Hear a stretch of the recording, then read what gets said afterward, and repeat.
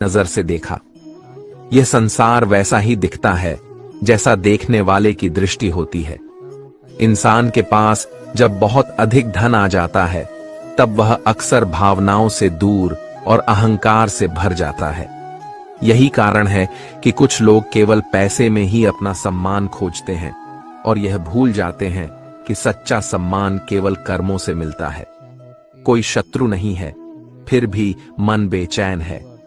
यह दर्द सबसे अधिक चुभता है क्योंकि यह दर्शाता है कि हमारा संघर्ष केवल बाहरी नहीं बल्कि आंतरिक भी है।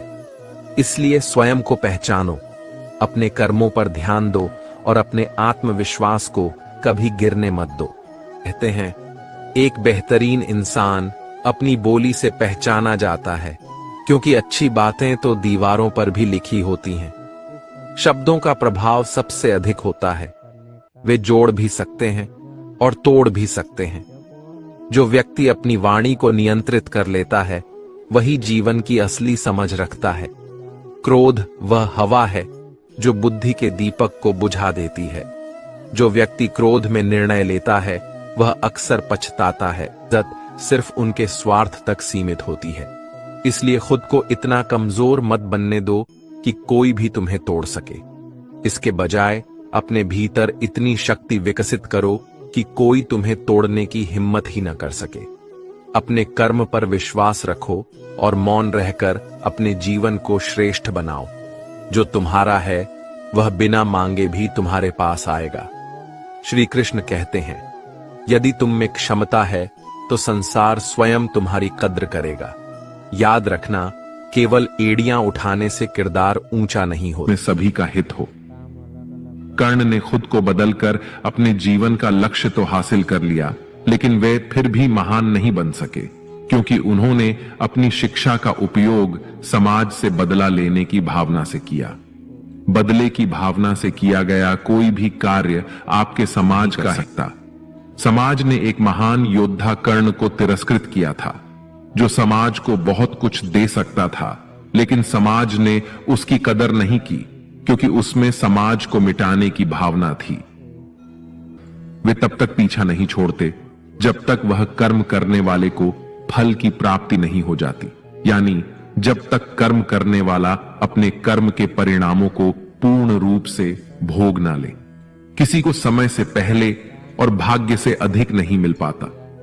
श्रीमद् भगवत गीता का 59वां अनमोल वचन, मौसम और लोग, इन तीनों की फितरत एक जैसी होती है। कौन कब कहां बदल जाए इसका अंदाजा लगाना नामुमकिन है। इसीलिए किसी पर जरूरत से ज्यादा भरोसा मत करो, क्योंकि जो आज तुम्हारे साथ खड़ा है जरूरी नहीं कि कल भी तुम्हारे साथ होगा। रोना कमजोरी नहीं बल्कि मजबूती की निशानी है। जो इंसान रोकर अपने दर्द को बाहर निकाल देता है वही खुद को फिर से खड़ा करने की ताकत रखता है। समय से ज्यादा केवल उन्हीं रिश्तों की कदर करो जिन्होंने समय पर तुम्हारा साथ देता है। कोई दुख देता है, लेकिन हर रिश्ता एक गहरा उद्देश्य लेकर आता है, कर्म का लेखा चुकाने का। जब हम यह समझ लेते हैं कि जीवन की हर बड़ी घटना कर्म से जुड़ी है तो हमारा दृष्टिकोण बदल जाता है। जब हम किसी रिश्ते के टूटने से, किसी अपने की बेरुखी से या किसी अपने के द्वारा दिए गए धोखे से अंदर से टूट जाते हैं, हमारा मन बार बार यह प्रश्न पूछता है, क्यों? और इस क्यों का उत्तर ना मिलना ही सबसे अधिक पीड़ा देता है। हो जाता है उसे यह परवाह नहीं होती कि दुनिया क्या कहेगी, क्योंकि वह अब स्वयं को जान गया होता है। जो लोग अकेले रहना सीख जाते हैं वे संबंधों को और बेहतर समझते हैं। वे अब संबंधों में अपनी पहचान खोने की बजाय अपनी पहचान के साथ जुड़ते हैं। वे रिश्तों में अधीन नहीं होते, वे बराबरी के साथ जुड़ते हैं। उनका प्रेम सच्चा होता है क्योंकि वह अपेक्षा से नहीं, स्वीकृति से भरा होता है। इस तरह अकेलापन व्यक्ति को परिपक्व बनाता है। वह जीवन के उस स्तर पर पहुंचता है जहां उसे किसी प्रमाण की आवश्यकता नहीं होती। सवाल है, क्या आपकी लाइफ में कोई उद्देश्य है? और यदि है तो क्या आप अपनी लाइफ में अपने उद्देश्य के करीब पहुंच रहे हैं? क्या आप स्वार्थी बनकर खुद के बारे में ही सोच रहे हैं या दूसरों के लिए भी आपको कुछ करना है?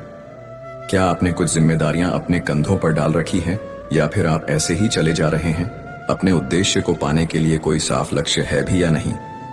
यदि है तो उसके लिए कड़ी मेहनत कर रहे हैं। या सिर्फ सपने में ही पूरा हो जाने का इंतजार कर रहे हैं? यदि आप इन प्रश्नों के जवाब ना शब्द से दे रहे हैं तो आपकी लाइफ में बहुत ज्यादा बदलाव की जरूरत है और आप हर दिन का अपना समय बर्बाद कर रहे हैं। एक बात हमेशा याद रखिए, लाइफ हमें उसी हिसाब से सब कुछ देती है जिस हिसाब से हम उसे देते हैं। यह प्रकृति का सिद्धांत है, हमें वही सब मिलेगा जो हम देंगे। यदि हम बबूल का पेड़ लगाएंगे तो हमें आम कहाँ नसीब होगा। आश्रय होती है, वहां बैठकर रो लेना। बीन बोले, कहना है कृष्ण मुझे सहारा दो, मैं थक गया हूं और वह तुम्हें थाम लेंगे। उन्होंने हमेशा अपने भक्तों को उठाया है, चाहे वह द्रौपदी हो, अर्जुन हो या सुदामा। कृष्ण यह भी सिखाते हैं कि आत्मा अमर है और आत्मा के रिश्ते शरीर से परे होते हैं। जो रिश्ता आत्मा से जुड़ा होता है वह कभी नहीं टूटता। अगर कोई व्यक्ति तुम्हें सच में प्रेम करता था तो वह प्रेम सदा तुम्हारे पास रहेगा।